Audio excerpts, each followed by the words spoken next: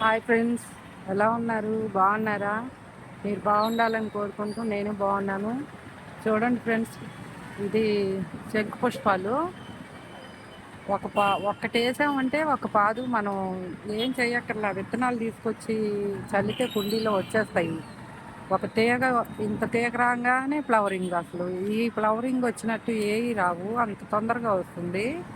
మళ్ళీ దీనికి విత్తనాలు వచ్చేస్తాయి, చిక్కుడు గింజల్లాగా, చిక్కుడుకాయలాగా వస్తుంది. మళ్ళీ అవి మనం తెంపి ఏదో కుండీలో వేసుకున్నామంటే మళ్ళీ మనకి ఈ మొక్క అంతరించిపోయేలోపు మళ్ళీ మనకి ఎక్కడో దగ్గర ఒక మొక్క వచ్చేస్తుంది. చూడండి ఎంత బాగున్నాయో. మన దగ్గర వేరే కలరు ఉండాలి విత్తనాలు. గార్డెన్లో నేను నర్సరీకి వెళ్ళినప్పుడు విత్తనాలు సేకరిస్తా. అవి వైలెట్ కలరు వంకాయ, అదే ఇదేమో ఈ కలర్ కదా, బ్లూ కలరు, అది వంకాయ కలర్ ఉంటుంది. వేయాలి విత్తనాలు. చూడండి బాగుంది కదా.